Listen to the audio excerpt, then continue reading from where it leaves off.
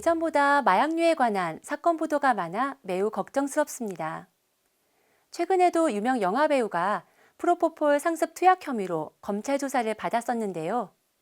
우리나라에서는 의료용 마약류 오남용을 방지하기 위해서 마약류 통합 관리 시스템을 운영하고 있습니다. 님스라고 불리는 마약류 통합 관리 시스템을 통해 정기적으로 사용 현황을 분석합니다.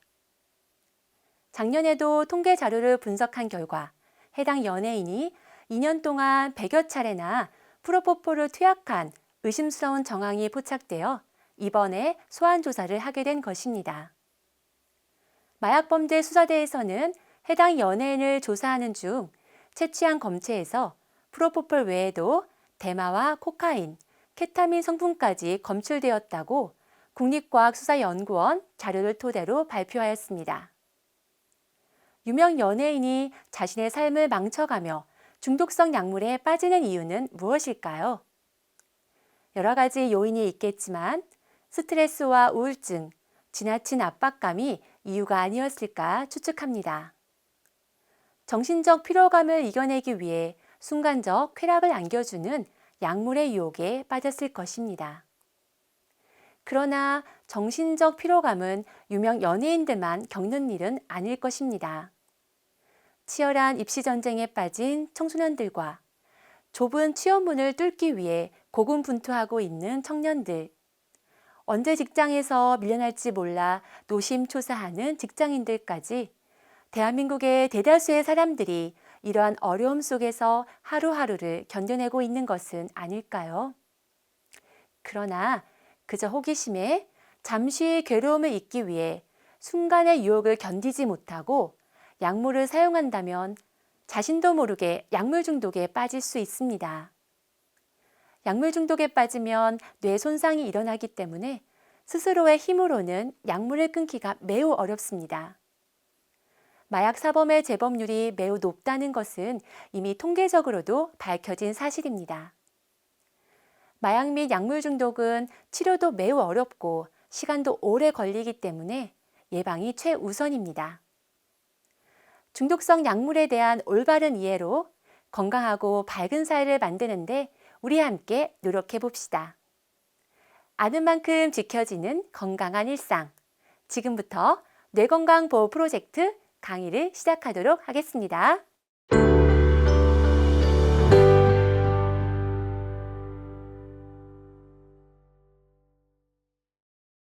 중독성 약물이 뇌에 어떤 영향을 주는지 살펴보겠습니다. 뇌를 자극하는 물질은 크게 두 가지로 나눌 수 있습니다. 뇌를 흥분시키는 물질과 뇌를 억제하는 물질입니다. 흔히 각성시키는 물질을 흥분제로 분류할 수 있고 졸음이나 진정을 유도하는 물질을 억제제로 분류할 수 있습니다. 주변에서 흔히 접하는 담배의 니코틴, 술의 알코올, 커피의 카페인 등 중독성 약물은 뇌를 자극해서 도파민을 분비시킵니다. 뇌의 신경 전달 물질인 도파민이 많아지면 뇌가 활성화되어 쾌감을 느끼게 됩니다. 이것을 대뇌의 전두엽에서 긍정적으로 판단하면 해마는 좋은 기억으로 저장합니다. 뇌의 활성이나 감정의 변화를 좋았던 경험으로 기억하게 되면 반복적 사용을 허용하게 됩니다. 그러나 중독성 약물의 반복적인 사용은 뇌 안의 도파민 수용체를 손상시킵니다. 도파민에 대한 민감도가 낮아진 수용체는 예전과 같은 효과를 얻기 위해 더 많은 양의 약물 사용을 요구하게 됩니다. 이것이 바로 중독의 기전입니다. 또한 중독성 약물의 반복 사용은 충동성을 통제하고 올바른 판단을 내리는 전두엽의 기능도 손상시키기 때문에 약물에 대한 욕구에 저항하거나 합리적인 결정을 내리기 어렵게 만듭니다. 흐려진 판단력은 약물을 계속 찾게 만들고 윤리적인 판단을 하기 어렵게 만들기 때문에 약물에 대한 갈망으로 범죄적 행위까지 서슴지 않게 만듭니다. 또한 뇌에는 불안과 공포, 분노 같은 감정을 조절하는 편도체가 있는데요. 중독성 약물은 편도체를 자극해 불안과 스트레스를 증가시키며 이로 인해 약물에 대한 갈망을 유발할 수 있습니다. 편도체의 기능에 이상이 생기면 감정이나 행동, 인지 관련 문제들이 발생할 수도 있습니다. 이상한 행동이나 성격의 변화, 감정의 기복이 심해진다는 등 다양한 이상 증세를 보일 수 있습니다. 중독성 약물은 기억 형성과 검색을 담당하는 해마의 기능을 떨어뜨려 기억력과 인지 기능을 손상시킬 수도 있습니다. 즉, 중독성 약물은 우리 뇌에 강력하게 작용하고 구조적인 변화를 유발하기 때문에 원하는 효과를 얻기 위해 반복적으로 약물을 찾다가 결국 피해를 확산시킵니다. 이와 같이 도파민을 증가시키는 흥분성 약물은 니코틴과 알코올, 카페인뿐만 아니라 나비약으로 유명한 식욕 억제제 펜터민, 집중력을 높여준다는 ADHD 치료제 메틸페니데이트, 통증을 완화시켜주는 합성마약 트라마돌이 있습니다. 이들 모두 사용에 주의가 필요한 의약품들입니다. 뇌에 작용하여 생각이나 행동, 감정의 변화를 일으키는 의약품을 향정신성 의약품이라고 합니다. 향정신성 의약품을 줄여서 향정이라고도 하는데요. 향정은 마약류 관리법으로 규제를 받고 있습니다. 뇌의 흥분을 억제하는 약물도 습관이 되거나 남용될 가능성이 높습니다. 대표적으로 수면 마취제 프로포폴을 들 수 있습니다. 현대인들은 다양한 이유로 불안과 긴장, 스트레스를 받고 있습니다. 만성적 스트레스 상태가 지속되면 우울증이나 불안장애 등의 정신질환을 유발할 수 있는 것입니다. 이때 뇌의 흥분을 억제하는 약물을 사용하고 나면 안정감이나 편안함 등을 느끼게 됩니다.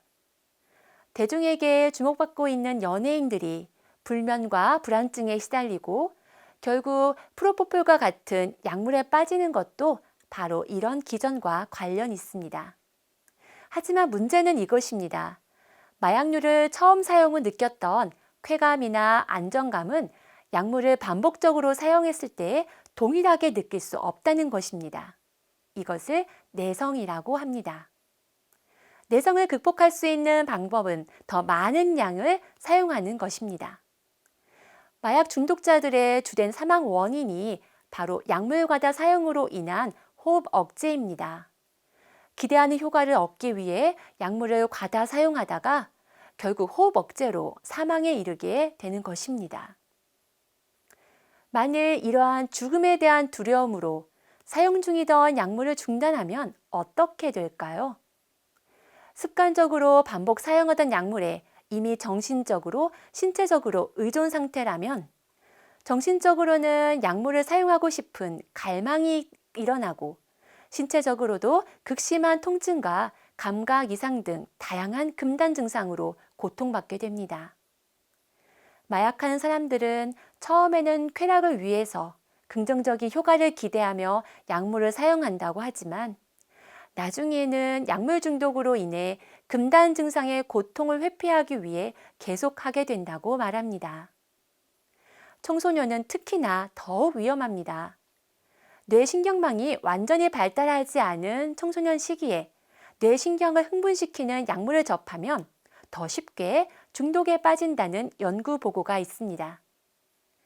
윤리적인 판단과 자기 통제 기능을 담당하는 전두엽은 약화시키고 쾌락적 자극을 추구하는 측저 행만을 활성화시킨다면 우리의 뇌는 건강한 발달을 이룰 수 없습니다. 나를 나답게 만드는 대체 불가능한 소중한 뇌를 지키기 위해서는 뇌를 손상시키는 중독성 약물을 멀리해야겠습니다. 저는 여러분의 건강한 일상을 응원합니다. 감사합니다.